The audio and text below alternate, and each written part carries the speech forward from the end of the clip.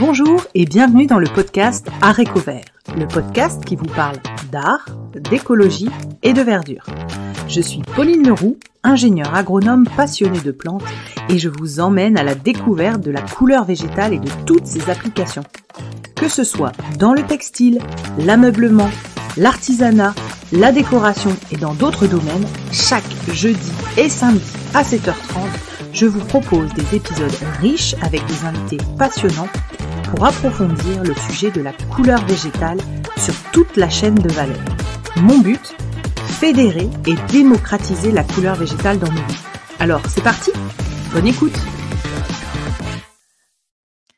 Alors, bonjour à tous, je suis ravie d'accueillir sur le podcast Laura Roussier du Chant des Couleurs. Amandine n'a pas pu être là, mais j'ai Laura au bout du micro. Bonjour Laura. Enchantée, je suis très contente d'être avec vous aujourd'hui. Alors Laura, première question, est-ce que tu peux vous présenter du coup, toi et ta sœur, votre parcours, votre formation et comment vous en êtes arrivée à ce que vous faites aujourd'hui? Oui, bien sûr. Alors du coup, on est deux sœurs, donc Amandine et Laura Roussier. On est situées à La Roque-d'Enterron, donc en Provence. Voilà, toutes les deux, on venait de deux secteurs un peu différents. Ma sœur Amandine était maquilleuse professionnelle et moi j'étais coiffeuse. Et en fait, on a eu un an de chômage toutes les deux où on a vraiment réfléchi quoi faire. Et en fait, ça fait 6 générations qu'on est sur la même exploitation. Donc nos parents et nos grands-parents étaient agriculteurs. Et mon père avait arrêté parce qu'il n'arrivait plus à gagner sa vie dans l'agriculture dans les années 90 parce que c'était très compliqué. Et donc nous, on avait ces terrains, ce champ qu'on aimait, qu'on adorait, et pas trop de perspectives de professionnels. Donc moi, j'ai fait un BPREA, une école agricole. Avec ça, donc je cherchais quoi cultiver sur mes terres. J'adorais la vigne parce que par le côté transformation, en fait, qui me plaisait beaucoup. Et en fait, nos terres ne sont pas du tout bonnes pour la vigne. Donc, je me suis tournée, j'ai réfléchi, les plantes aromatiques, les plantes médicinales. Et en fait, je suis tombée sur l'Oris, qui est à 5 kilomètres de chez nous, et couleur Garance avec le jardin conservatoire. Et là, ça a été un véritable coup de cœur pour les plantes tinctoriales. Donc, j'ai décidé dans un premier temps de commencer, donc avec Michel Garcia, qui avait fait déjà des essais de culture et d'extraction, donc de la persicaire autour de l'Oris, qui avait ces projets-là, mais qui n'avaient jamais vraiment abouti. Donc nous, on a repris ces essais et on les a mis dans notre champ. Et en fait, tout était là, les structures, nos modes d'irrigation, vraiment tout coïncidait. Donc on a décidé de se lancer suite à ça. D'accord, ok. Donc toutes les deux de formations différentes, finalement qui ont quand même un lien avec la couleur, hein, le maquillage et la coiffure, il y a quand même un lien si on cherche bien. Donc voilà, et des racines dans l'agriculture. Donc c'est tout simplement, mais il a fallu faire le chemin pour revenir à ses premières amours. Du coup, est-ce que donc t'as parlé de ta formation que t'as fait sur l'agriculture en mode accéléré, mais je pense qu'avec un papa agriculteur, il y a quand même une formation familiale, on va dire. Donc en fait, la formation, donc Amandine, j'ai lancé la première année, Amandine a fait le BPREA l'année suivante, et donc en 2017, il me semble, donc il y a 5 ans, là, c'est notre anniversaire bientôt, on a créé l'entreprise. Et donc en fait, la partie BPREA nous a appris le côté chef d'exploitation, compta, gestion, main-d'œuvre, etc. Ensuite, notre père nous a vraiment énormément formés sur l'agriculture, les machines, les tracteurs, et il continue à le faire tous les jours. Et ensuite, on a eu Michel sur la partie chimie et mise en place de tout ça. En fait, c'est lui qui nous a lancé, il nous a mis vraiment des protos déjà bien ficelés parce qu'il y avait énormément travaillé. Et ensuite, nous, on a vraiment adapté ça, évidemment, à nos accès, notre entreprise, ce qu'on voulait, etc. Donc, on a eu ces 3 pôles de formation qui ont créé l'entreprise au final à la fin. D'accord. Et alors du coup, si j'ai bien compris, sur votre site internet, je regardais le champ des couleurs, il y a une partie produit. Oui. Que vous proposez. Est-ce que tu peux raconter un petit peu cette partie-là? Bien sûr. Donc en fait, nous, on est vraiment une exploitation agricole. On fait à peu près entre 3 et 4 hectares de culture. Et donc on fait plusieurs plantes tinctoriales. Donc on fait coréopsis, rose d'Inde, tanésie, camomille, rudbeckia, garance en plus grand volume. Un petit peu de réséda. C'est un peu difficile dans la région, donc c'est plus vraiment notre j'ai bugué, pardon. T'inquiète, c'est Notre pas grave. notre Prio. culture prioritaire, voilà. On est plus parti sur l'artichaut qui demandait qui était plus adapté en fait à notre région tout simplement. Sinon il fallait des quantités d'eau extrêmes pour la réséda, donc on a un peu laissé tomber. Et la persicaire qui est vraiment notre cœur d'activité. Donc on vend des plantes séchées brutes, certaines broyées comme la garance pour faciliter son utilisation, et d'autres transformées complètement comme la persicaire qu'on ne vend pas en feuilles, mais vraiment en pigments. Et on produit également du bleu Maya. Alors, donc il y a beaucoup de choses, j'ai beaucoup de questions du coup. Donc ça te fait, on va dire, une dizaine de plantes, c'est ça, si je compte bien à peu près? À peu près. D'accord. Une dizaine de plantes. J'aimerais bien qu'on parle de ta surface. Donc, comme je te disais avant, quand on préparait rapidement toutes les deux notre échange, sur le podcast, on a eu des toutes petites échelles de personnes qui se lançaient pour répondre à leurs besoins d'atelier ou répondre à leurs besoins de personnel, de teinture, etc. On a eu à l'échelle un tout petit peu plus au-dessus, l'épisode va sortir la semaine prochaine, c'est l'épisode de Cécilia Aguirre sur la micro-ferme des Lilas, où là, c'est une plus grande surface, mais qui n'est pas mécanisée. Et Cécilia me livrait que l'étape d'après, c'était la mécanisation. Et donc, tout naturellement, et on m'avait beaucoup parlé de vous dans les échanges que j'ai avec les invités, on m'a dit, le champ des couleurs, c'est la marche du dessus. Et donc, j'aimerais vraiment qu'on s'attarde sur la surface. Est-ce qu'elle est symbole automatiquement d'une mécanisation, ou est-ce que c'est par rapport juste à un volume? Le type de machine que vous utilisez pour vous simplifier le travail aussi, et que tu nous expliques. Et ensuite, on reviendra sur la partie comment tu transformes, et pareil, vos outils, etc., pour voir un petit peu si tu es OK avec ça, pour qu'on fasse un vrai zoom sur votre spécificité, parce que je pense que vous êtes les seuls ou presque. Et donc, ça m'intéresse beaucoup. Oui, bien sûr. Donc, en fait, nous, on a commencé la toute première année test avec 5000 mètres carrés. Puis ensuite, donc 2 persicaires uniquement. Ensuite, on a commencé à planter de la garance, 2-3 000 mètres carrés. Puis petit à petit, on est monté à un demi-hectare, 1 hectare. Et pareil sur la persicaire, on est allé jusqu'à 2 hectares cultivés. Et en fait, ce qui détermine finalement la surface des champs, c'est la capacité à traiter et à produire, donc par exemple dans le cadre de la persicaire, l'indigo derrière. Parce qu'en fait, l'indigo se fait sur feuilles fraîches. Donc tous les jours, on doit gérer une certaine quantité de feuilles et on doit le faire avant qu'elle ait passé une certaine maturité. Donc on est extrêmement pressé et on doit traiter chaque jour un volume de feuilles. Et donc comme on n'est que 2 et qu'au bout d'un moment on a beau être mécanisé, on est limité dans ses gestes. Donc du coup voilà, petit à petit entre 1 et 2 hectares, c'est ce qu'on arrive à traiter toutes les deux vraiment à fond avec un système d'extraction qui roule. Donc c'est comme ça qu'on se limite un peu. Pareil pour la garance, c'est les surfaces de nettoyage, de séchage, les périodes aussi de récolte qui se font donc de février à mars. Si on plante trop, en fait, le temps de récolter, elle est repartie et dans ce cas-là, on est trop limite. Donc en fait, c'est toujours finalement on se limite à ce qu'on arrive à faire. Et pour savoir combien on peut faire, il faut aller dans l'extrême de planter beaucoup et d'avoir des années difficiles où on galère à gérer toute cette énorme masse de plantes. Et ensuite, donc, c'est aussi lié à l'investissement des machines, lesquelles on a pu acheter. Donc, évidemment, on aurait besoin d'énormément de machines pour se simplifier la vie et rester à 2 dans des conditions de travail correctes. Sauf qu'aujourd'hui, malheureusement, les couleurs végétales, il n'y a pas de machine qui existe, que ce soit sur la partie agricole comme sur la partie transfo. Et donc, en fait, nous, on a toujours essayé de trouver des choses, des caractéristiques techniques de machines qui sont à peu près semblables à ce dont on a besoin. Et ensuite, on fait modifier ces machines-là par des artisans qui font des choses un peu plus pointues, ou alors on utilise des machines mais qui font pas vraiment le travail à 100%, et derrière on va venir réapporter une deuxième transformation en fait, par exemple pour le broyage, si le broyage n'est pas assez fin avec un broyeur, derrière on reprend la matière, on va la broyer avec un autre broyeur qui va finir finalement le travail. Donc voilà, D'accord. Donc ce que tu veux dire, c'est que aujourd'hui, il n'y a pas d'avancée dans ce domaine-là pour non. la culture de plantes tinctoriales en termes de machines, que tu dois t'inspirer de machines qui existent et les adapter à cette culture particulière, et qu'en gros, tu pourrais encore simplifier ton travail à toi et à ta sœur si il y avait des machines plus adaptées. C'est ça. Donc il y a encore une marge de progrès. Si c'est une activité qui se développe, comme j'ai l'impression, on en parlera après, mais si ça se développe, il y a encore moyen d'avoir des gains de temps grâce à des machines plus adaptées. C'est ça?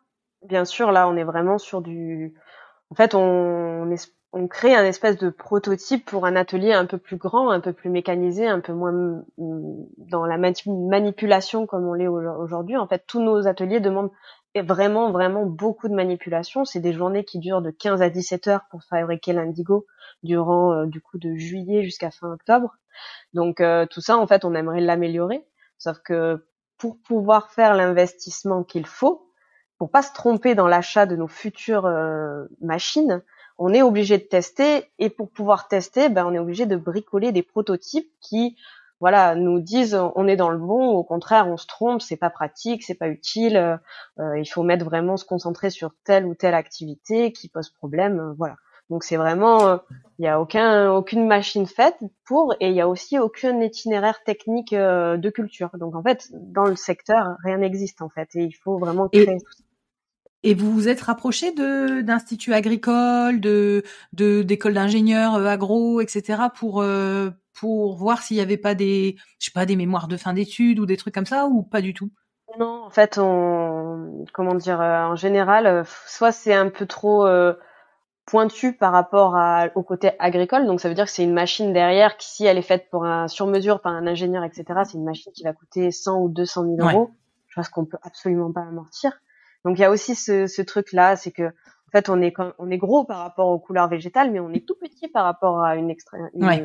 une exploitation classique, et on est vraiment des ovnis en général quand on va à la chambre d'agriculture ou dans des secteurs comme ça, et qu'on parle de couleurs végétales. En général, ils nous prennent pour des hippies illuminés, hein. Ils comprennent pas qu'il y a un vrai secteur d'activité et que la couleur ne sort pas de nulle part, et que il faut bien la produire, que ce soit chimiquement ou végétalement. Et du coup, on est soit pas pris au sérieux, soit pas très intéressante parce qu'on est les seuls à leur en avoir parlé, donc ils voient pas un besoin. Soit Ouais. après, les machines sont trop coûteuses. D'accord. Est-ce que tu peux nous parler de quelles sont les opérations que vous avez réussi en tant que défricheuse du terrain à mécaniser? Enfin, quelles sont vos premières machines, en gros, et qu'est-ce qu'elles vous simplifient comme tâche? Alors, on a une planteuse déjà on utilise en fait qu'une seule fois par an au moment de la plantation. Donc c'est un peu dommage comme investissement parce que c'est vrai qu'on a une machine assez coûteuse qui est là et qui n'est pas utilisée souvent, mais elle est vraiment indispensable dans le sens où le jour où on plante, on peut pas trop le prévoir à l'avance, et ce jour-là, il faut la machine. Donc elle nous permet quand même d'avoir une implantation propre, régulière et carrée, quoi. Et donc, une planteuse, c'est bien quand tu as fait tes semis et elle Mhm. vient les mettre à bonne distance, c'est ça? Exactement, elle vient en fait ouvrir un sillon, déposer le plant et le refermer derrière. Donc pour vraiment avoir une densité de plantation qui est bien, parce que nous on prépare quand même des surfaces agricoles et un taux de plant, et il faut que tout rentre bien, quoi, qu'il manque pas des raies, ou au contraire que j'en ai pas la moitié qui est vide, quoi.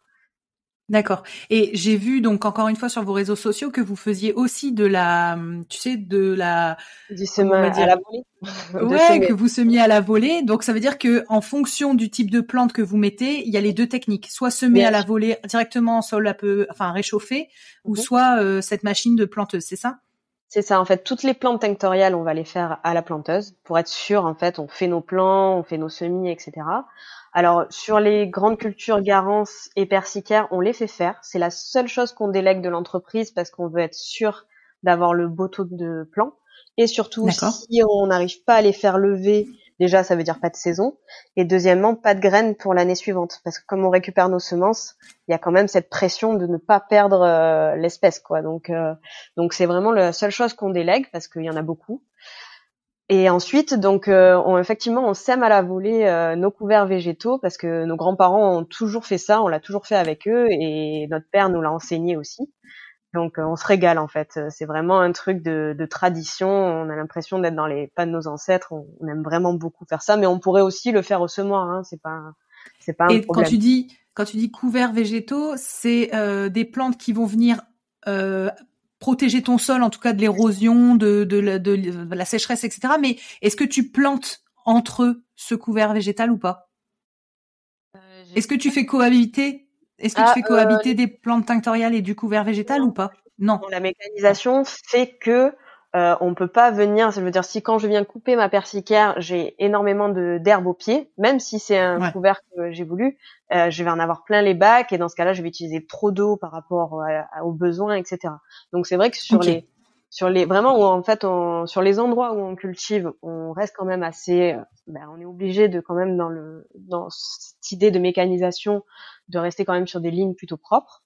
Mais par contre tout l'extérieur de l'exploitation, tous les interrants, tous les espaces, etc. On sème énormément d'autres espèces azotées pour vraiment compenser en fait ce manque de diversité sur les zones de culture. Mais vraiment l'interrang, on fait des pré-fleuris, on garde toutes nos espèces locales sur les buts.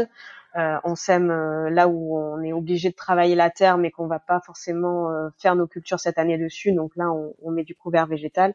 Enfin voilà, le but c'est que la terre ne soit jamais nue, qu'elle soit toujours. D'accord. Et donc cette histoire de couvert végétal, moi ce que j'ai appris dans mes études, c'est que c'est voilà pour renourrir, on va dire, redonner des propriétés au sol, mais également maintenir l'eau parce que vous êtes dans le sud et que les sécheresses, vous êtes vous êtes bien concernés et du coup je pense que ça doit du coup contribuer à ce système de garder au maximum l'eau et la fraîcheur, je sais pas si on peut dire comme ça, mais ok. C'est en fait par exemple l'année dernière, grosse canicule, donc on a eu nos premières restrictions d'eau.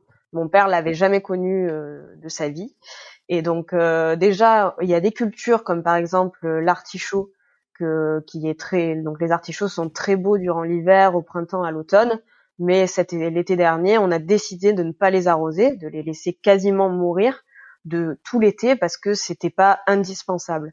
Pareil pour la Garance, on a espacé un petit peu plus les arrosages. Voilà, on a essayé de garder plus d'herbe que d'habitude, même dans les rangs pour garder cette humidité. Donc oui, il y a vraiment la notion d'eau, elle est super importante et elle l'a toujours été, je pense, en étant en Provence. Mais on a quand même la chance d'être très très bien approvisionné comparé à d'autres régions qui n'ont pas l'habitude de la sécheresse et qui ont du coup pas des systèmes mis en place. Nous, on a le canal de Marseille qui nous irrigue super bien, mais il faut être raisonnable dans la ressource, faut pas pomper à fond parce qu'on le peut. Faut vraiment penser à l'avenir et essayer déjà de se restreindre au maximum et voir quelle technique on peut avoir en fait pour limiter cette eau et essayer de l'utiliser de moins en moins. Donc là, c'est ce qu'on voyait en photo sur vos réseaux sociaux, c'est les canaux que vous avez nettoyés pour amener l'eau et faire l'irrigation. Ouais, donc on fait de l'irrigation gravitaire. Donc nos ancêtres ont fait des canaux tout le long des parcelles. Et en fait, les terrains sont nivelés avec un dévers. Donc on met de l'eau en amont et ça irrigue jusqu'au bout. Et en fait, l'avantage de cette méthode-là, c'est qu'elle nécessite pas de pompe en fait, pas vraiment c'est purement la gravité de l'eau qui fait le travail. Alors ça a des contraintes, c'est absolument pas automatique. Donc vraiment, on est avec des mottes de terre et des cailloux pour régler l'eau dans chaque raie. C'est vraiment un art, l'irrigation gravitaire. Mais une fois qu'on sait le faire, c'est très adapté, notamment pour la persiquière qui adore avoir l'eau au pied. Donc là, c'est super. Donc voilà, on a décidé de garder ce que nos ancêtres nous avaient mis en place et surtout éviter d'avoir une consommation d'énergie avec une pompe ou un tracteur ou quoi qui va prendre l'eau, même si ça crée des contraintes liées à l'herbe, liées à l'eau, liées au manque d'automatisme, etc. D'accord. Donc on a un petit peu dévié, mais du coup on parlait des machines. Donc la première machine dont tu parlais, c'était la planteuse. Donc on a bien compris son rôle. Quelle est la machine d'après, en fait, entre guillemets, que tu utilises dans la saison? Donc en fait c'est la récolteuse, ni plus ni moins. J'ai vraiment deux machines pour le côté agricole. Donc là c'est une récolteuse en fait à thym qui me sert pour récolter du coup ma persicare. Après, sur la garance, par exemple, je ne suis pas équipée en récolteuse. Et sur les fleurs, je les récolte à la main aussi. Donc finalement, il y a vraiment la persicale que je fais en gros en 2 hectares que j'ai cette récolteuse. Sinon, pour le reste, je suis à la main aussi. Et en fait, D'accord, ok. la mécanisation se fait plus dans l'atelier après sur la fabrication. D'accord, d'accord. Donc une planteuse, une récolteuse. Si je dis pas de bêtises, la garance, c'est une récolte de racines. Donc vous devez faire tout ça à la main. Ah oui, c'est un très dur et long travail. On n'a pas réussi en fait à trouver aujourd'hui une machine. En fait, la problématique de la garance, c'est qu'elle est extrêmement cassante. Donc en fait, dès qu'on vient lui mettre un outil, alors soit qui creuse et qui déverse, soit qui prend et qui vibre comme une récolteuse à patates, elle se casse Mm. en des millions de petits morceaux. Et alors là, on perd 90% de la récolte. Ah Donc, ouais. on a essayé plein de techniques différentes et pour l'instant, la seule qu'on a trouvée pour récolter la garance, c'est de creuser une tranchée et de récupérer à la main d'abord le cœur qui est resté un peu intact et ensuite Ouais. toutes les petites racines qui ont cassé dans le sol. On vient les récupérer comme ça à la main au piocher et on fait des seaux et on les nettoie après et voilà, c'est notre récolte. C'est pour ça que la garance, pour l'instant, on est entre un demi-hectare et allez, 8000 mètres carrés, quoi. On va pas plus loin parce qu'en fait, on prend trop de temps à récolter.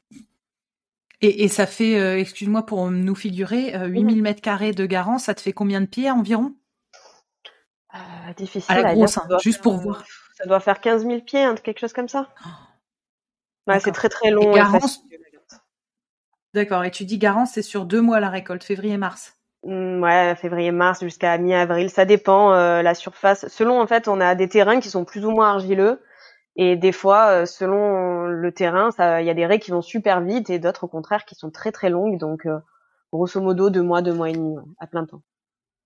D'accord. Et est-ce que tu fais un système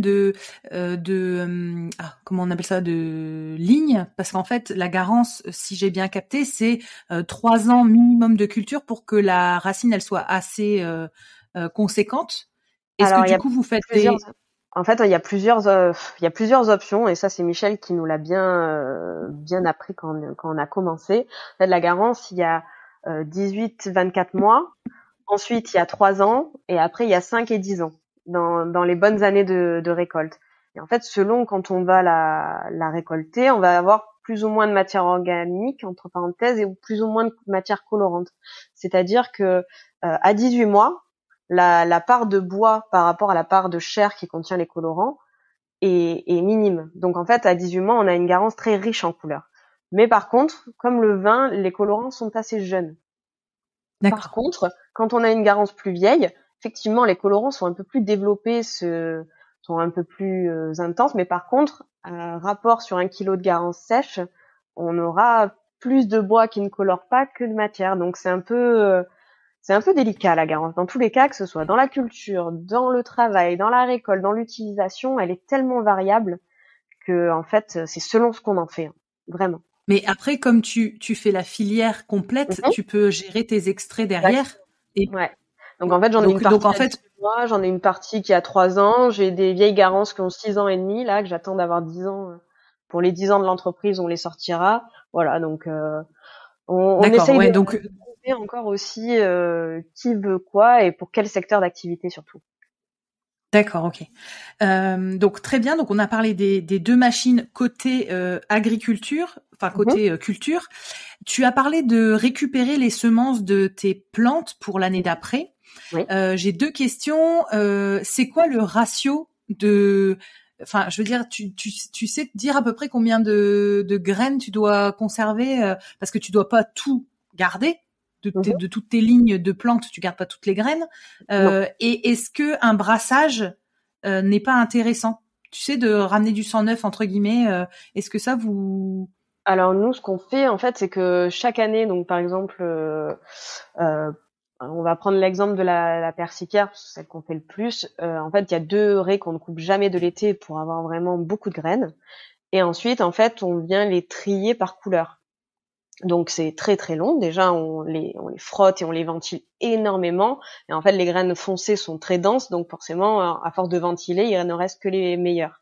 Et en fait, on fait vraiment de la sélection comme ça, mais on garde quand même toujours la même et la nôtre, qui est en fait super acclimatée au terrain très basique qu'on a ici, au Mistral très fort et aux grosses températures. C'est vraiment ces trois problématiques environnementales qui font qu'on garde vraiment ces semences-là, et ces semences viennent de Michel du Jardin de Loris, donc qui est à 5 kilomètres de chez nous à vol d'oiseau, donc elles étaient vraiment déjà là, idéales, adaptées, il n'y avait aucun souci là-dessus, donc on n'a pas cherché à avoir d'autres variétés. En fait, on s'est un peu appuyé aussi sur l'expérience de Michel en nous disant que voilà, par rapport au Mistral, il valait mieux la naine, un peu plus costaud, avec des feuilles un peu plus recroquevillées, qui va plus se protéger. Voilà. Donc on a vraiment utilisé l'expérience de Michel pour le coup. Et pour tes autres, donc persicaire et garance, donc tu fais ce système-là. Et pour toutes les autres plantes un peu plus fleuries, on va dire, t'avais cité Coréopsis, etc. Ça, tu fais comment? Tu changes d'année en année ou tu gardes? Il y a une partie que je laisse monter en graines. Je récupère mes graines et je me les trie pour faire moi-même mes propres plants. Par contre, c'est vrai que comme j'en ai pas des grandes cultures, des fleurs, là, on fait nous-mêmes nos propres plants. D'accord, ok. Donc semis, tous ces stades-là, semis, stade 3 plantes, machin, et après tu prends ta planteuse et tu fais comme ça. C'est ça, même sur les petites lignes, selon en fait la physionomie de la plante, soit je la plante carrément à la main avec un outil très simple, soit je le mets dans la planteuse si le plant est pas trop grand en fait, parce que dès que c'est un peu grand, ça coupe par la machine. Donc voilà. D'accord. Donc vous avez, si on arrive à faire quelque chose de calibré, on passe à la machine. Si c'est hors calibre, hop, on passe à la main. D'accord, ok. Bon, donc ça c'est super clair. Donc la partie agriculture, on est, c'est très clair. Et alors du coup, ce qui est génial, c'est que vous faites les deux, c'est-à-dire vous faites la culture et la transformation. Est-ce que ça se passe d'ailleurs au même endroit? Bien sûr, on fait vraiment tout. Donc il n'y a pas de transport et génial. Et donc du coup, donc sans transport, tu passes à la partie transformation. Et donc les deux qui te nécessitent le plus de boulot, c'est donc persicaire et garance. Oui. Parce que il y a. Et alors du coup. Alors du coup, donc sur l'indigo par exemple, en fait on a nos champs de 1 ou 2 hectares selon les années. On vient récupérer à peu près 500. Nous on arrive à traiter 500 kilos de feuilles par jour. Aujourd'hui à 2, donc c'est déjà pas mal. On aimerait arriver à faire plus avec moins de manip, mais ça nécessite un peu plus de mécanisation au niveau de l'atelier. Donc en fait on fait des bacs. Ensuite donc on les divise en 10. Ce qui nous permet en fait, le fait de le diviser en 10 comme ça et de pas faire une énorme extraction, ça nous a permis dès le début en fait d'avoir 10 réactions par jour. Et en fait, c'est vraiment l'accumulation de l'expérience de toutes les réactions possibles qu'il peut y avoir qui a fait que on est arrivé à vraiment caler un process. Sans ça, impossible, même avec Michel qui nous a montré, expliqué, faut vraiment l'expérience. Il y a que ça de vrai, en tout cas sur la persicaire et la transformation en indigo. Donc on fait nos tisanes, on récupère le jus, on oxygène à fond. Donc là on a des pompes, on a des filtres, on a un Clark qui nous permet de lever, manipuler tous ces bacs d'eau, pas avoir à le faire à la main. On oxygène, ensuite on met notre eau de chaud, on récupère, on filtre, on broie, on sèche et ensuite on a notre indigo. Ensuite, sur la garance, donc ça va être un peu plus simple, mais quand même pour arriver au produit en poudre, il y a quand même des étapes. Donc il y a récolter la garance, la pré-sécher pour enlever un maximum de terre et économiser l'eau. Ensuite, on nettoie à fond la garance, puis on la fait sécher et ensuite on broie. Et en fait, aujourd'hui, on est en train de développer de nouveaux produits. Donc et on est en train de faire les lacs. Et donc on aimerait arriver à faire du pigment fabriqué à partir de notre garance. Et donc en ce moment, on est vraiment en train de tester des process, des recettes.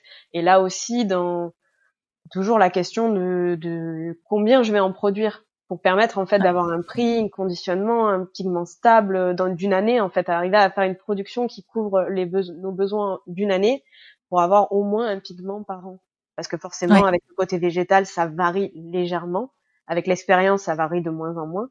Mais il y a quand même la notion de terroir, climat, tout ça qui fait que on a des petites nuances d'une année sur l'autre sur les pigments. Donc on est arrivé à le faire pour l'indigo, très bien. Ça a été long, mais on y arrive maintenant. Le bleu Maya, pareil. Au début, il y avait vachement de variantes, puis maintenant c'est stable. Et là, on attaque. Est-ce que sur le bleu Maya, tu peux m'expliquer la différence avec le bleu d'indigo? Alors en fait, donc le bleu maya est formé à partir de pigments d'indigo, donc vraiment l'indigo formulé, extrait, séché, broyé, etc. Vraiment le pigment qu'on ajoute à de l'argile à canaux. Les deux sont cuits ensemble et en fait l'indigo devient gazeux, il est sublimé, très beau terme, et il rentre dans ces canaux et ensuite il est emprisonné et en fait l'argile vient lui créer une espèce de capsule, donc ça le rend extrêmement solide.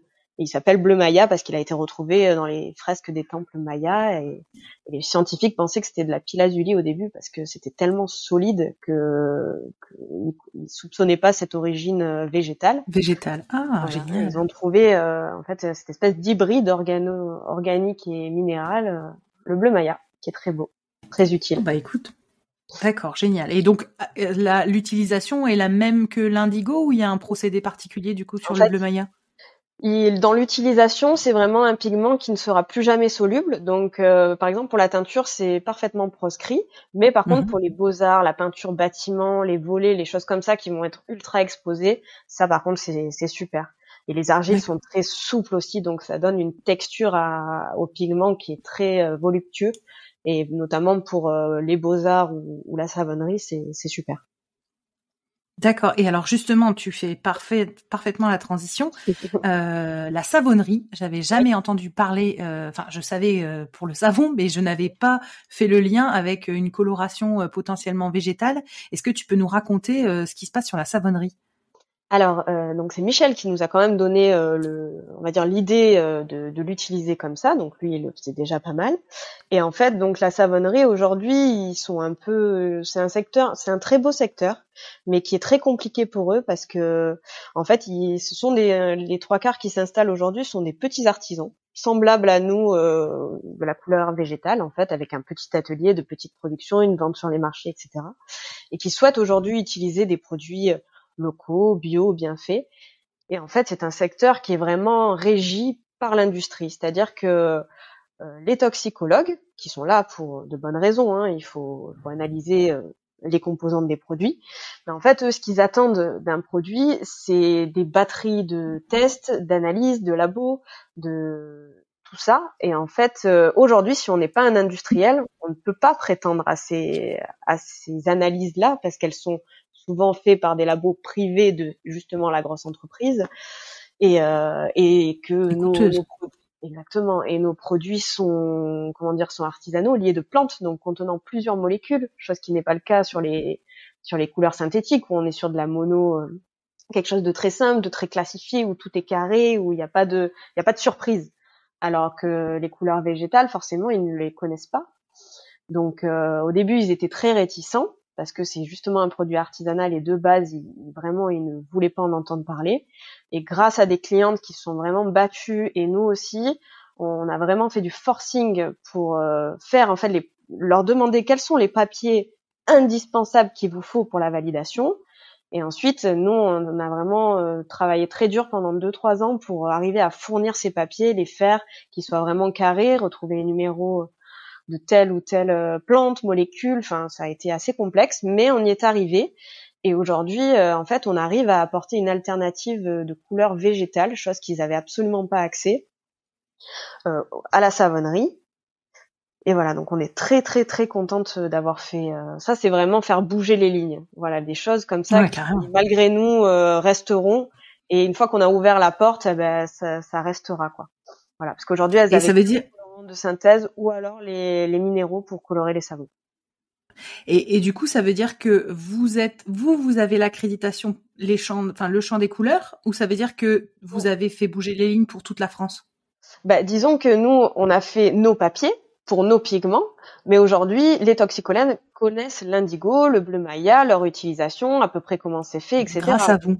Donc demain, si notre indigo avec les papiers adaptés se propose, en tout cas, j'espère que ce sera plus facile que ce que ça a été pour nous, parce que ils découvrent pas le produit. Voilà, ils le connaissent, ils en ont entendu parler, les choses ont été amorcées. Après, tous les toxicologues ne sont pas pareils. Il y en a qui sont vraiment très réfractaires et dans ce cas-là, c'est un calvaire de parler avec eux. Et en général, nos clientes les abandonnent et passent sur des gens un peu plus ouverts à l'artisanat, qui leur correspond souvent mieux. Mais voilà, je pense que c'est des choses qui ont été faites pour l'avenir et pas que pour nous. Je Génial. l'espère. Encore un chemin que vous avez défriché toutes les deux pour tout le monde. C'est top. J'espère. Franchement, non, mais c'est génial, franchement. Alors, on a parlé persicaire, on a parlé du travail sur la garance, on a parlé de vos. Alors après, t'avais les coréopsis et toutes les plantes. Qu'est-ce que tu fais de ces autres plantes? Tu les sèches? Oui. Alors aujourd'hui, j'ai un séchoir solaire qui me permet qui est dans un conteneur. J'en ai deux en fait. J'en ai un qui est vraiment solaire, qui va être vraiment plus pour les pigments, parce que ça chauffe fort en fait pour vraiment aussi garder de l'hygiène, parce que travailler en savonnerie aussi, ça veut dire avoir un produit hygiénique qui sent pas mauvais, chose qui est pas facile dans les couleurs végétales. Il faut vraiment être très rapide dans les utilisations, enfin vraiment avoir un produit carré aussi pour prétendre au domaine du cosmétique. Donc en fait, on a ce séchoir solaire qui va très très vite sur le séchage des pigments, et ensuite on a un conteneur dans lequel on fait sécher nos plantes, où c'est un peu plus lent, c'est à l'abri de la lumière. Et donc, en fait, chaque jour, on va récolter nos fleurs de coréopsis, cosmos, etc. Et on les fait sécher là-dedans. Ça nous prend à peu près 2-3 heures par jour à la récolte. Et ensuite, on les vend vraiment en plantes brutes, séchées. Et là, on aimerait, évidemment, comme la garance, créer des lacs. Mais pour l'instant, on tâtonne encore, on commence doucement. On a commencé par la garance, l'artichaut, là, on lance en parallèle. Et ensuite, on fera le coréopsis, le cosmos, la camomille, tout ça. Et donc, toutes ces plantes-là, vous les cueillez à la main, 2 à 3 heures par jour. Vous allez les mettre dans un nouveau bac, ou je sais pas comment on appelle ça, une clayette de séchage dans votre container. Et c'est un séchoir. Donc, tu as un séchoir solaire, mais l'autre, le container, là, ça sèche comment? C'est vraiment la chaleur. Enfin, il est plein cagnard, il est isolé. Ouais. Enfin, c'est pas un frigorifique, c'est vraiment un isolé. Et en fait, ça chauffe extrêmement fort la journée, mais sans UV. Et la nuit, doucement, ça enlève sa chaleur, mais c'est tellement chaud en fait qu'elle se sèche en 2-3 jours très rapidement, quoi. D'accord, super. Parce que il fait 42 degrés de temps en temps l'été, donc vraiment ça prend, quoi. Je suis pas sûre que ce soit faisable en région parisienne ou en altitude, ou s'il faisait moins chaud, il faudrait sûrement une autre machine pour compléter. Et du coup, il y a des étapes supplémentaires. Une fois que tu as séché tes plantes, il faut les ensacher. Ouais, voilà. Donc c'est encore un job en plus d'ensachage, de peser, vous les vendez sur la ferme, vous les vendez en ligne, en ligne? Alors en fait, on vend tout en ligne parce qu'on n'a vraiment pas le temps d'avoir une boutique fixe. Donc on a vraiment que la boutique numérique, et tous nos pigments, toutes nos plantes, on fait vraiment étiquetage, conditionnement, on fait vraiment toute la chaîne de la graine jusqu'au mail, jusqu'à tout. C'est incroyable. Mais c'est beau, c'est vraiment Puis on avait une discussion l'autre jour avec ma sœur sur notre éco-anxiété, de se dire qu'il y a quand même un mur qui arrive climatique en face. On se disait qu'on a une chance extraordinaire d'avoir un métier où, quoi qu'il arrive, on peut trouver des solutions, on peut continuer. Comme on gère tout de A à Z, il n'y a pas de problème de transport, on a la main mise sur absolument tout, on dépend de personne. Et ça, je crois que c'est vraiment quelque chose qu'on lâchera jamais les couleurs végétales grâce à ça, parce que on se dit que jamais on retrouvera finalement. C'est une insécurité au quotidien, financière, etc., mais c'est une sécurité d'avenir, disant qu'on est dans un secteur qui peut sans cesse évoluer. Ouais, et puis vous êtes tu parles beaucoup de calcul, de taux de plan, vous êtes vraiment dans la logistique au cordeau, et je pense que vous essayez d'optimiser chaque étape, chaque geste, chaque truc. Tu vois, dans la manière dont tu parles, ça se voit que vous réfléchissez vraiment tout au mieux. Donc non, c'est canon. Et comme tu dis, c'est rare. Et c'est très rare d'avoir un acteur qui est sur toute la chaîne de valeur et qui maîtrise à la perfection et la culture et la transfo et la logistique et en plus la com, l'ensachage. Et non, franchement, vraiment chapeau. J'imagine même pas le boulot que ça doit être, notamment la récolte à la main, pour les fleurs, je parle, et aussi pour la garance. Je suis admirative de votre engagement. Je trouve ça canon. Après, c'est le côté agriculteur. Quand on désherbe des carottes ou quoi que ce soit, il faut avoir la motivation d'aller au bout de l'arrêt, même si c'est dur. Et Et on a quand même cette éducation-là de jamais lâcher l'affaire, en fait. C'est ça. Et si aujourd'hui on n'a pas de solution pour ramasser la garance, on le fait comme ça. Et on espère et on réfléchit sans cesse pour essayer de s'aider, en fait. Et au début, on est parti de quelque chose de très brouillon, on galérait, on y passait un temps fou. Et puis petit à petit, on s'allège le travail, on trouve des solutions. Et aujourd'hui, c'est dur, mais peut-être que demain, ça le sera moins. Et c'est ça qui est passionnant aussi, c'est que il y a vraiment sa version de la chose à créer. Et ça peut être vraiment comme rien n'existe à côté, c'est vraiment sa version du truc, quoi. Et c'est beau, quoi. Ouais, et puis vous êtes les défricheuses, vous ouvrez le chemin, vous ouvrez la voie pour d'autres. Justement, c'est une question que je voulais te poser. Je sais pas quel âge tu as, Laura, si ça, Moi, si je peux poser. j'ai 28 ans et ma sœur, elle a 32 ans. Tu te rends compte? Non, mais tu te rends compte? Commencé à 21 ans à peu près le BPREA et Amandine a 4 ans de plus, donc 25, elle a attaqué. Mais c'est aussi pour ça, parce que on est jeunes et on a aussi nos parents qui avaient la possibilité de nous héberger pour le démarrage. Donc il y a tout ça aussi, le fait que l'agriculture c'est pas un métier pour gagner sa vie, hein, que ce soit du maraîchage ou autre chose, c'est pas les métiers les plus rentables de l'univers, mais c'est les métiers qui rendent heureux, en fait. C'est ça. Et ça vaut de l'or, quoi. Et justement, j'allais te faire part d'un constat. Après, on en échange, mais donc vous vous êtes lancé tôt, 21, 25 ans, c'est tôt. J'ai eu sur le podcast Morgane Recoul dans l'Aveyron qui s'est aussi lancée, 28 ans, c'était un peu une reconversion, etc. J'ai dans l'épisode qui sortira la semaine prochaine Cécilia Aguirre qui nous parle qu'elle accueille de plus en plus de stagiaires, qu'il y a de plus en plus de jeunes qui sortent des lycées horticoles ou des lycées agricoles et qui veulent se lancer dans les plantes tinctoriales. J'entends aussi au niveau des écoles d'ingé qu'il y a des gens qui se posent des questions. Est-ce que vous constatez, est-ce que vous êtes sollicité par des jeunes qui aimeraient s'installer? Est-ce que vous avez un recul sur ce qui se passe et un peu le frétillement? Est-ce qu'il se passe quelque chose de ce niveau-là? Oui, bien sûr. Je pense que dans tous les cas, ça attire de plus en plus de monde. Peut-être aussi parce que il y a de plus en plus d'acteurs. Il y a aussi, alors, à l'époque de Michel, peut-être que ça faisait moins de bruit dans le sens où il n'y avait pas les réseaux sociaux. Nous, on a vraiment cet outil qui nous permet de diffuser en fait vachement nos vous métiers. Êtes présente, c'est top. Franchement, vous êtes active sur vos comptes. C'est même, je trouve que c'est comment dire, on voit votre quotidien en fait. C'est pas on fait tout pour montrer que c'est génial. En fait, vous nous montrez le quotidien et on arrive à percevoir la difficulté et le boulot que ça représente. Je trouve ça vraiment bien de se servir des réseaux sociaux pour cette histoire de transmission et de partage en fait. Dans ce sens-là. Oui, c'est vrai que c'est pas génial sur tous les points les réseaux sociaux, mais en tout cas dans le côté professionnel, c'est vraiment chouette parce que ça crée de la proximité. Et effectivement, on va un peu au-delà de l'image publicitaire parfaite et nette, sans aucune souffrance. Là, bon, on édulcore pas mal quand même. On met pas quand on pleure, mais par exemple, après 3 mois de garance, on est un peu des fois. C'est un peu dur, quoi. Mais bon, voilà, on essaie quand même de partager nos histoires. Et donc sur la transmission, effectivement, il y a quand même, il y a beaucoup de monde qui veulent se lancer. Après, ça reste quand même un gros défi. Ça dépend les échelles. Il y a beaucoup de gens qui veulent créer un jardin pour faire de la formation. Ça, c'est ce qui en ressort quand même le plus.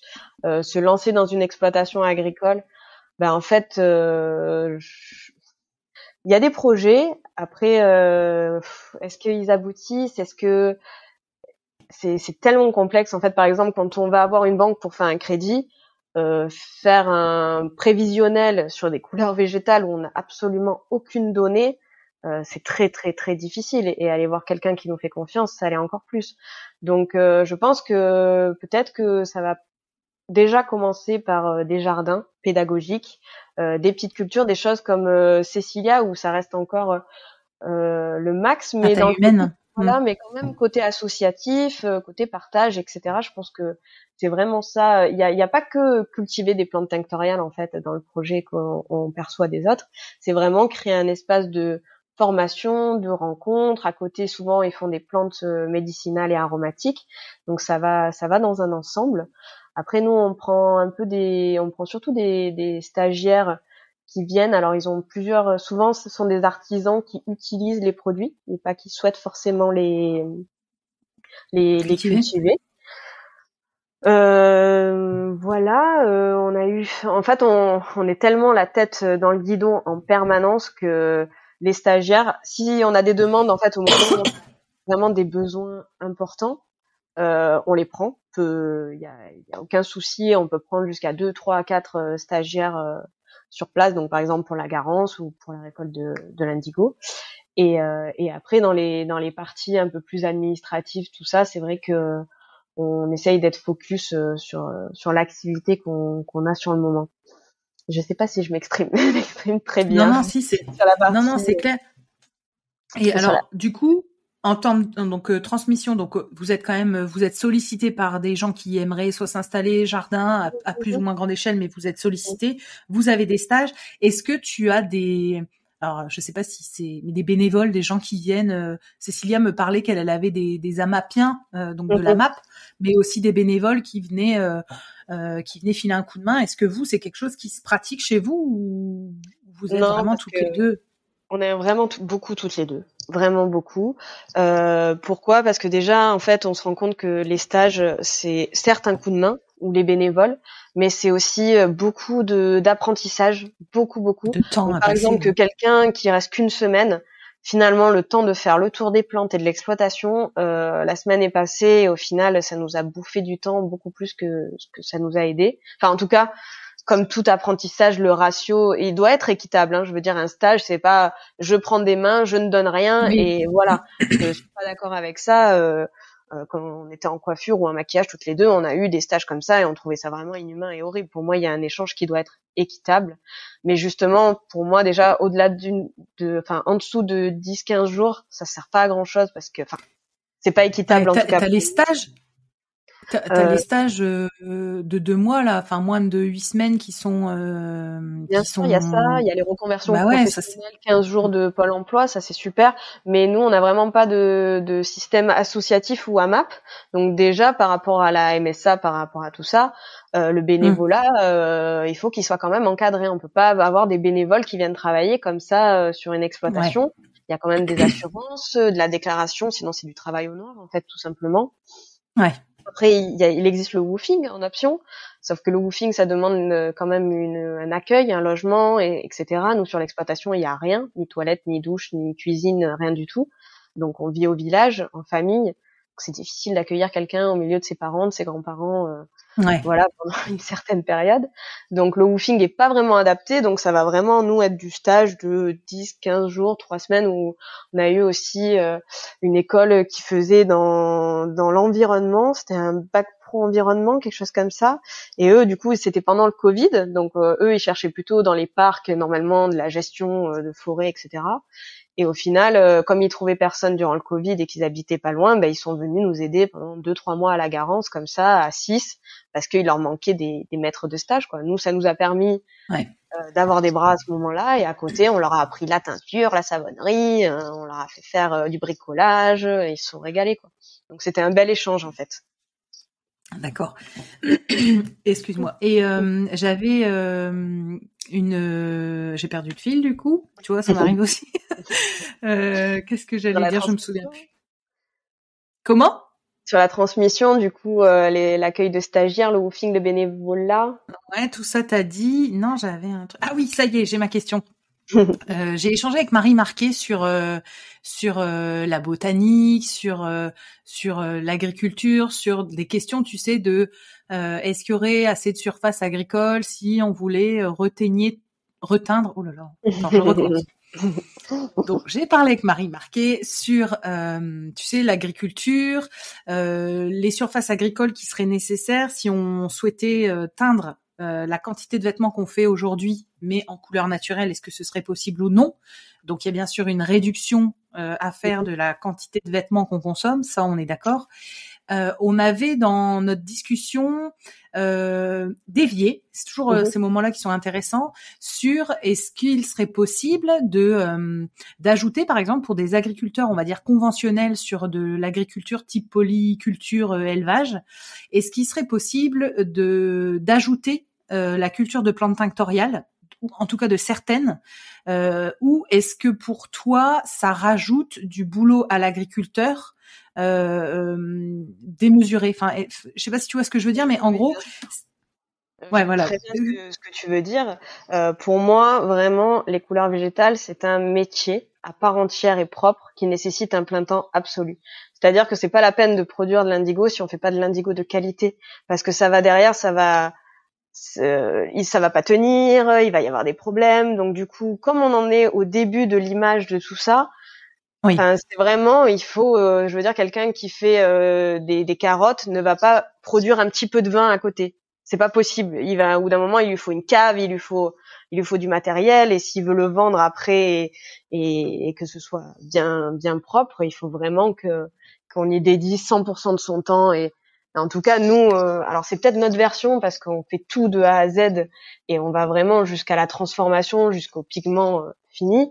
Mais nous, ça nous demande on travaille 75 heures par semaine, donc je vois pas comment, en fait, quelqu'un qui fait quelque chose à côté, même pour moi, l'aromatique et du médicinal, comme fait Cécilia, par exemple, pour moi, c'est impensable. Je me verrais pas faire autre chose que des couleurs végétales parce qu'elles prennent plus de 100% de notre temps, quoi. Et alors, j'ai une autre question, c'est l'adjoindre donc avec une autre culture. Pour toi, c'est un métier spécifique, donc ça nécessite voilà de se focaliser sur un sujet. Ça, j'entends. Est-ce que il y a, comme il est fait dans d'autres cultures, un système de pas de coopérative, mais tu sais où il pourrait être possible que chaque agriculteur travaille des plantes tinctoriales et se mutualise à un endroit spécifique pour la transformation. Par exemple, est-ce que ce serait possible que des voisins à toi agriculteurs travaillent je sais pas, une plante et qui viennent te ramener ces quantités-là pour toi enrichir comme tu as l'outil pour transformer et faire des extraits. Est-ce que ça, c'est envisageable ou c'est pareil ça te semble bête? C'est pas bête, c'est une idée. Franchement, on y a aussi pensé parce que on en vient au bout de 5 ans d'entreprise à dire voilà, c'est quoi notre avenir, c'est quoi qu'on veut faire, c'est quoi notre vision, c'est quoi l'objectif final. Et ça, on n'arrive pas encore à le dire parce qu'on est encore au jour le jour à gérer les problématiques de culture de produits, de tout ça. Et donc, on y a pensé aussi à faire une espèce de comment dire, ouais, de coopérative ou de comment on dit, comme les chaînes de coiffure ou quoi, enfin faire comme ça un prototype pour pas que chaque personne ait à gérer l'ensemble du problème de la chaîne. Mais ça pose des problèmes de qualité. Par exemple, dans une coopérative qui fait du vin, on connaît les différentes qualités de raisins qui sont répertoriées et en fonction de la qualité arrivée, ça va être plus ou moins, ça va être accepté ou pas. Derrière, ça va être payé plus ou moins. Et comment normaliser ça sur toute une filière, sur chaque produit, en sachant qu'on a tous notre contrainte de climat, de plantes, etc. Donc déjà, il faudrait que ce soit très local pour avoir un approvisionnement sans transport, ou au moins enlever cette contrainte de, par exemple, sur la persicale, il faut des feuilles fraîches. Comment on fait pour gérer des feuilles fraîches, pour se les faire livrer? C'est compliqué. Après, sur les fleurs sèches, par exemple, est-ce que, je sais pas moi, quelqu'un qui est dans le Nord-Pas-de-Calais a autant d'ensoleillement que moi qui suis en Provence? Derrière, quel est l'impact? Non, c'est sûr. C'est ça, en fait, c'est toutes les questions que ça mais amène. Tu vois, je me dis, en fait, pareil, je peux pas m'empêcher de me dire, bah, c'est quoi la suite de leur aventure? Mais en gros, moi, je vois là deux choses. C'est la première, c'est vous êtes en train de monter un modèle, un modèle qui peut être dupliqué, mais il faudrait un soutien agronomique. Tu vois ce que je veux dire? De comment on duplique un modèle qui est fait vous chez vous avec votre terroir, votre expérience et comme tu dis, l'irrigation de tes grands-parents, toutes ces conditions. Donc, il faudrait vraiment qu'il y ait des recherches agronomiques. Donc, du coup, ça veut dire des financements d'un endroit. Donc, ça, c'est le premier truc auquel je pense. Le deuxième truc auquel je pense, c'est monter un genre de comme pas une école, mais tu sais, un genre de formation. En fait, faire un centre de formation de votre établissement où tu pourrais accueillir des gens qui viennent de la France entière, par contre, qui viennent se mettre les mains dans le cambouis et d'apprendre vraiment la transformation. Ça pourrait être comme ça, un centre de formation, mais vraiment type enfin agriculture transformation. Mais pareil, encore une fois, comme tu l'as résumé hyper bien, c'est que il faut trouver un modèle rentable. Ça, aujourd'hui, on Et est qui encore au booste. tâtonnement. Je suis pas sûre que notre entreprise, enfin, on a super bien avancé comparé au départ, il y a plus rien à voir, mais est-ce qu'on est sur une entreprise suffisamment aboutie pour la déterminer en tant que modèle et la dupliquer? Non, on n'y est pas encore. Et peut-être qu'en fait, il n'y a pas qu'un modèle et peut-être qu'on se trompe aussi. Enfin, parce que ça, les plantes tinctoriales te rendent très, comment dire, Très humble. très humble. C'est-à-dire, tu crois avoir tout compris, maîtriser ton sujet à 100%. Et puis, il arrive un jour où quelqu'un arrive et te montre un truc qui fait absolument pas comme toi. Et tu te rends compte qu'en fait, il y a d'autres options. Ça marche différemment selon comment on le prend, etc. Donc, est-ce que c'est intéressant d'avoir un modèle ou est-ce que chacun doit créer son propre modèle avec des bases un peu défraîchies? Ça, Ouais, moi certes. je te parle d'un tronc commun. En fait, vous incarnez un tronc commun qui après serait adaptable au terroir, aux conditions. Mais tu vois, le premier qui a lancé, j'en sais rien, l'agriculture bio, ou le premier qui a lancé les endives, ou le premier qui a, je pense que c'est la même chose que vous. Il y en a bien un qui a dû défricher, tester, etc. Et après, mais ça en amène à une question. Et ça, c'est Michel Garcia qui le dit souvent. C'est Très bien. aujourd'hui. Personne, c'est horrible ce que je dis, mais il dit aujourd'hui personne n'a besoin de la couleur végétale parce Non, je suis qu'aujourd'hui il y d'accord. a la couleur synthétique qui fait le boulot. Donc en fait nous ce qu'on a comme mission entre guillemets, c'est de montrer la vertu de ces plantes tinctoriales, d'en parler pour les gens qui connaissent pas, d'où ce podcast pour tu vois en parler, essayer de faire connaître. Mais tu vois, c'est intéressant parce qu'en fait, je me dis que vous êtes sûrement les pionnières. Enfin, même pas les pionnières parce que à l'époque où ils devaient cultiver les plantes Bien sûr, il y en avait. voilà, il y en avait. Donc ça veut dire que comment? On fait que reprendre en fait ce qui plus ou moins, enfin on adapte à des choses plus modernes, mais on reprend quand même la base de ce qui se faisait il y a 200 ans avant qu'ils arrêtent tout. Forcément, ils Non, mais avaient tu vois, je me dis à cette époque-là, ils avaient des quantités et des espaces cultivés de folie. et surtout de la Comment ça main-d'œuvre, se fait? de la Ouais, tu main-d'œuvre. crois que c'est ça? Eh Ouais. oui, la Garance par exemple, je crois que j'avais lu qu'il était 180 000 ouvriers agricoles dans le dans le Hum. dans la région du sud pour extraire la Garance. Donc Ouais. forcément, il y avait les gros agriculteurs qui prenaient le plus gros et après les miséreux derrière qui allaient ratisser les petits bouts de Garance. Donc c'est Ouais, vraiment et sachant qu'en plus on peine déjà que ce soit dans l'agriculture nourricière à trouver de la main-d'œuvre qu'on est obligé d'aller chercher en Pologne, pareil dans l'horticulture, on est obligé d'aller chercher ailleurs des gens qui souhaitent travailler. J'imagine que oui, pour un sujet qui est pas encore assez c'est ça parce comment on va dire. on a parlé beaucoup de production, mais il y a la partie commerce aujourd'hui. Nous qui produisons un peu gros, on n'écoule pas tous nos stocks parce que il n'y a pas un grand besoin. Enfin, voilà, comme dit Michel, c'est pas un besoin vital. Donc en plus, on est en période de crise. Donc les petits artisans qui eux déjà ont du mal avec des produits, enfin avec leur charge de production, la couleur c'est un petit peu accessoire. Enfin, dans un savon par exemple, elle est accessoire, donc elle pourrait être éliminée, on va dire. Et dans ce sens-là, on n'est pas un besoin primaire. Voilà, c'est pas qu'il n'y a pas besoin de nous, mais il y a des choses plus, comment dire, le secteur est encore petit. Vraiment, et on pourrait pas être 200 000 producteurs en France parce que tout le monde coulerait. Comme un peu la spiruline. À un moment donné, il y avait de très petites personnes qui ont fait les pionniers, puis il y a eu beaucoup de monde qui s'est mis sur le sujet, et au final, la moitié ont arrêté parce qu'il y avait trop de monde, et il ne reste plus Pas que assez les débouché. Voilà, c'est ça.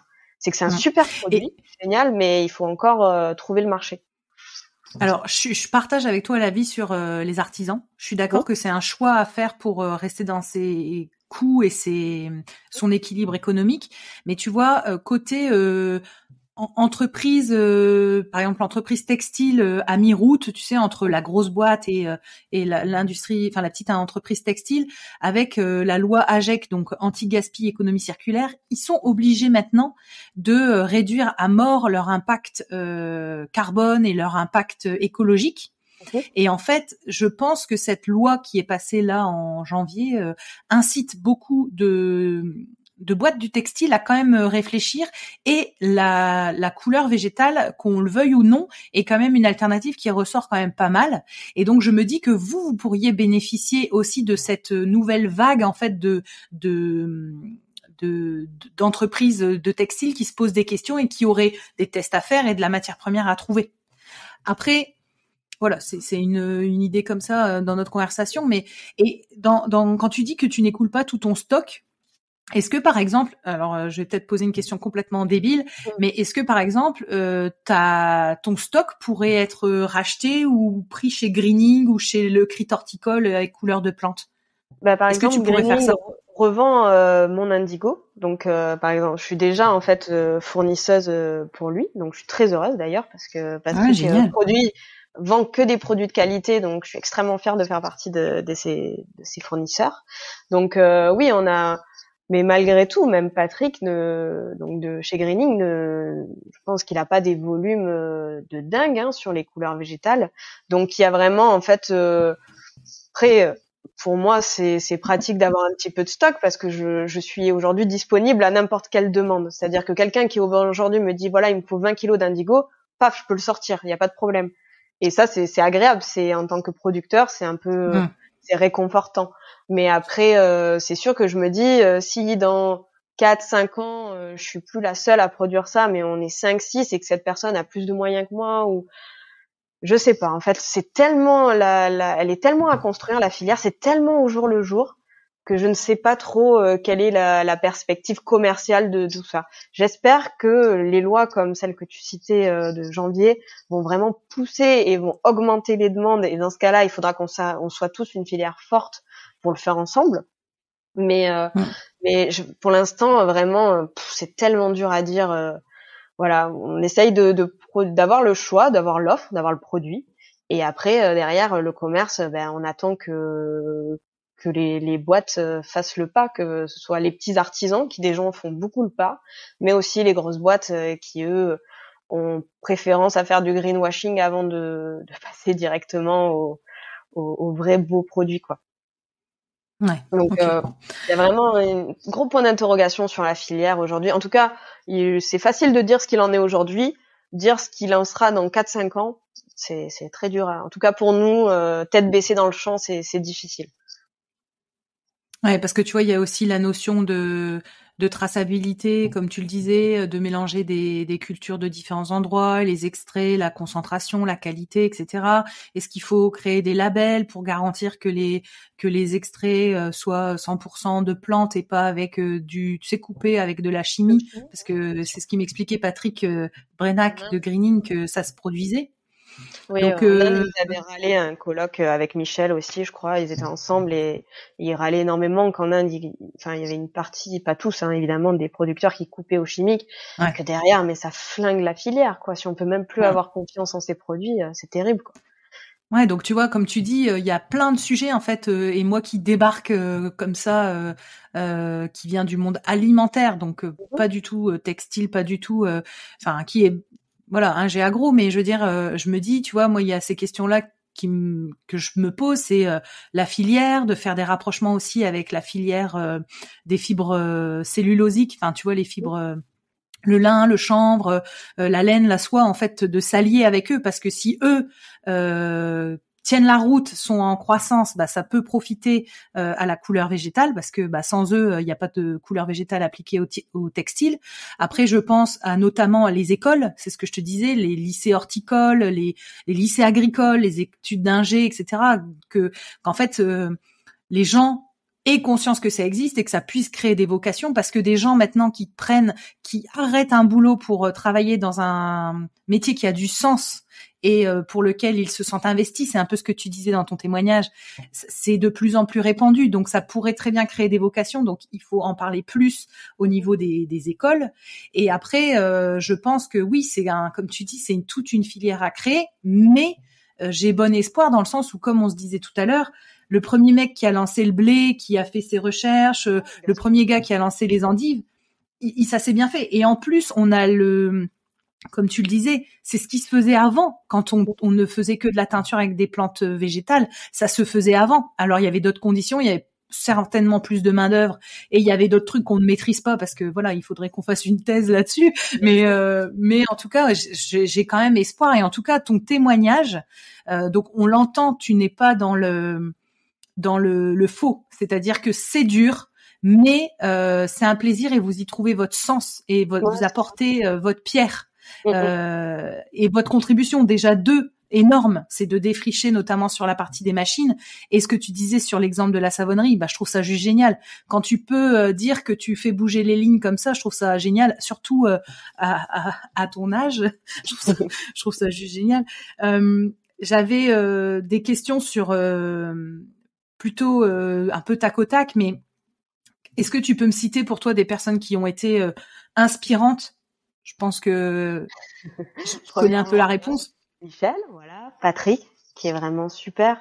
Mais il y a aussi plein d'autres gens. Il y a vraiment, on a Fibre Bio avec qui on s'est lancé sur la partie textile. Quand on a commencé, elle a été d'une grande aide et elle aussi, elle avait vraiment cette envie-là en fait de créer des produits prêts à teindre pour les teinturiers parce que c'est aussi la teinture c'est plein de contraintes également.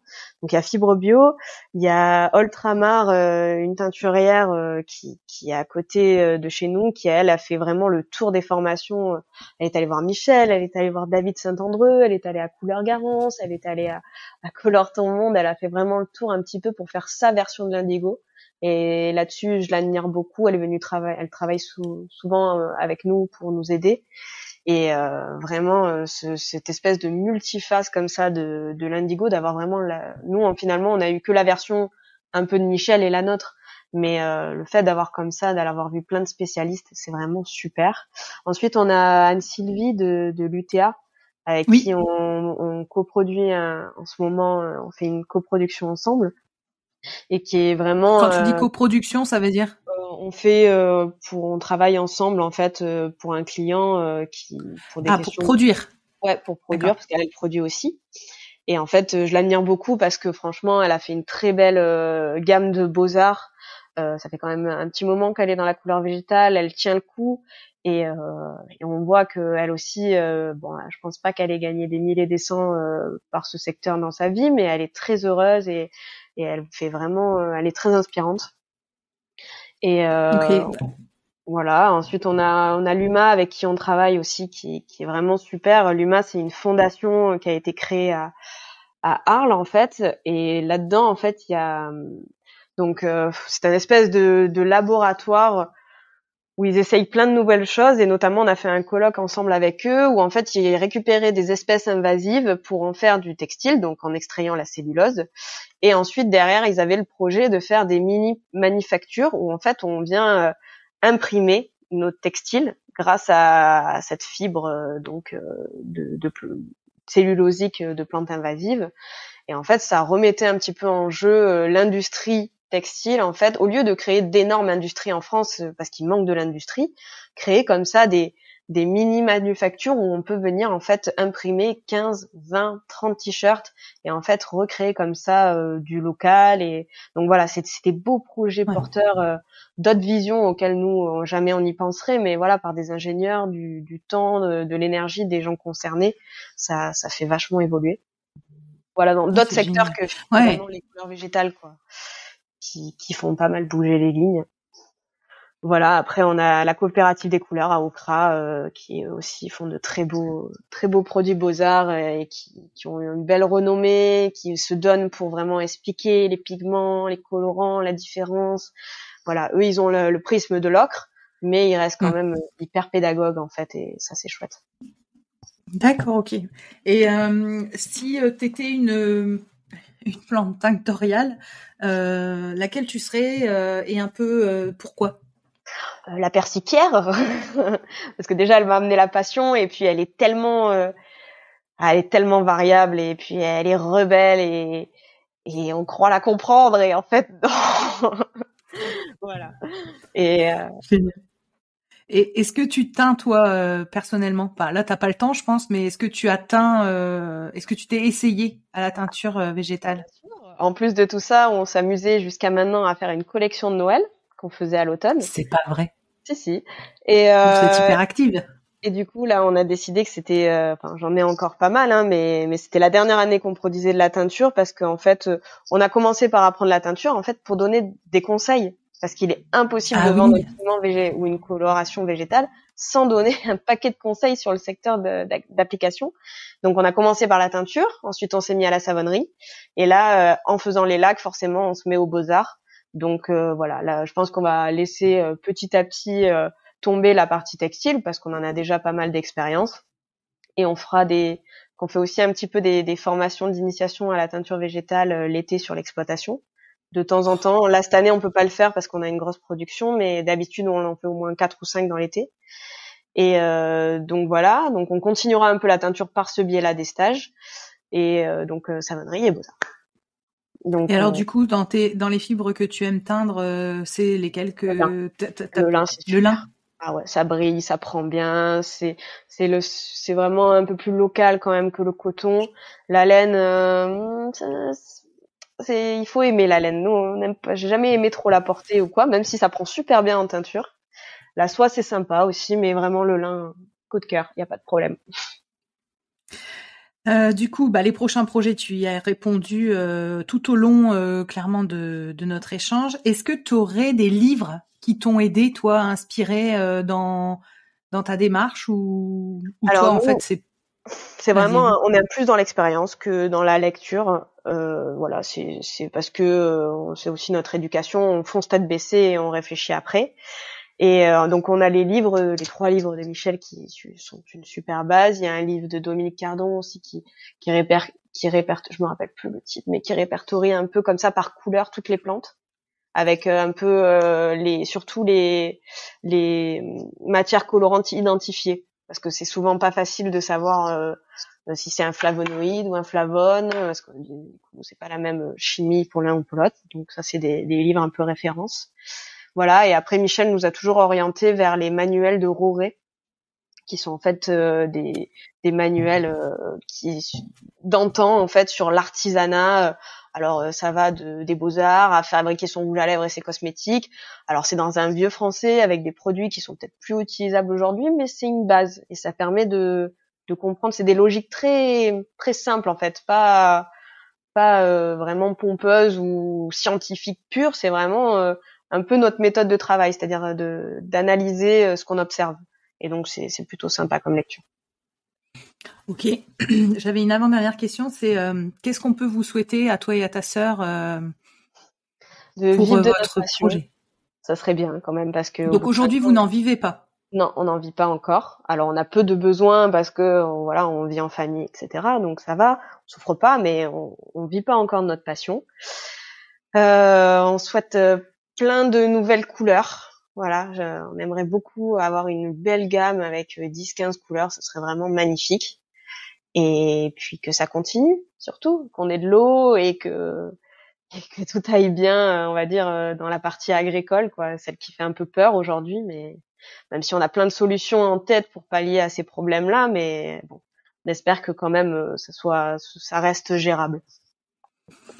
Ok. Est-ce que tu peux nous indiquer quelqu'un à qui tu aimerais qu'on passe le micro pour la suite du podcast? Je penserais à Valentina de Ultramar qui est que je disais qui est donc teinturière, mais elle fait des vêtements conceptuels en fait modulables qui s'adaptent. Ah. Je trouve ça très sympa comme concept. Et donc elle a fait le tour justement de toutes les formations, donc elle a quand même un point de vue assez global. Et en fait, elle a un super projet, c'est qu'elle est croate, italienne et elle a vécu en Espagne. Donc en fait, elle aimerait créer. En fait, selon où on est, on peut choisir où est fabriqué son vêtement. C'est-à-dire si on est croate, il est fabriqué en Croatie, si en France ou en Espagne, etc. Donc c'est un beau projet qui lie pas mal quand même le secteur textile, la fourniture, la manufacture, tout ça. Donc je pense que c'est une belle personne avec une belle expérience. Ok, je vais essayer de la contacter. Si tu as ses coordonnées, je prends pour la contacter. Je crois qu'elle vient Écoute, demain matin. Parce qu'elle écoute Laura, je voulais vraiment te remercier parce que j'ai trouvé cet épisode hyper instructif, enrichissant, et tu me mets une claque personnelle, je te le dis, parce que à votre âge, donc je m'adresse aussi à Amandine qui n'est pas là parce qu'elle est en train de bosser, mais franchement, vraiment chapeau à toutes les deux pour ce que vous faites. C'est vraiment génial. Vraiment, je sais pas comment le dire, j'ai pas les mots, tu vois, mais je vous félicite vraiment parce que je trouve que vous êtes deux nanas hyper courageuses et ça me touche de voir que il y a des jeunes. T'as 28 ans, j'en ai 35, mais je veux dire, ça me touche. Et tu vois, ça me donne aussi une forme d'espoir parce qu'en ce moment, tout n'est pas gai pour tout le monde. Mais tu vois ce que vous faites, je trouve que c'est une belle leçon de vie et je vous remercie pour ça. Merci beaucoup à toi de nous avoir invités dans ce podcast. C'est vraiment beau. Je t'avoue, j'ai pleuré à l'épisode de Michel tellement que c'était émouvant. Parce que c'est on l'aime Michel. Hein, c'est un père spirituel. C'est une rencontre. On l'aime d'amour, quoi. Et l'entendre parler de sa vie comme ça c'est vraiment lui aussi qui nous a donné cette émotion, ce truc avec des mots, des trucs, je sais pas comment dire. Tu sais il nous a vraiment lancé là-dedans, quoi. J'en ai pas parlé, mais cet enregistrement d'épisode, donc le premier, moi je n'ai jamais enregistré de podcast sauf avec Michel, et il venait de faire une formation, il était éreinté, mais vraiment, on était 8, ça avait été dans tous les sens, il était ultra fatigué. Et quand je lui ai dit, est-ce que Michel, tu voudrais bien, il a dit oui par générosité pure, tu vois, vraiment de pouvoir. Et c'était hyper à vivre, c'était hyper incroyable parce que il te raconte tout ça, tu t'hallucines. Et c'est ce fameux épisode où j'ai moi oublié de brancher mon micro.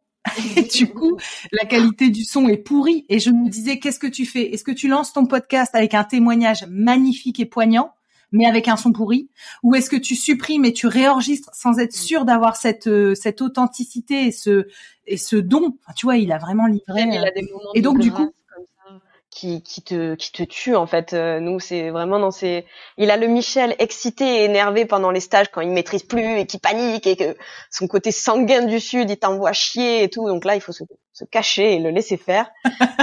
Il y a des moments où il est sensible, il est inspirant comme ça, et je trouve que là, pendant le podcast, c'était vraiment, tout le Michel génial. Que j'aime. C'était waouh. Mais tu sais qu'il y a beaucoup de gens qui m'ont fait ce retour-là, et donc je suis contente aussi que tu me donnes la possibilité d'expliquer cet épisode et pourquoi j'ai choisi quand même de le mettre. Et tout ça, moi je le rappelle, c'est quand même grâce à lui qui a dit écoute, ok, faisons cet épisode. Il savait pas ce que c'était, moi non plus.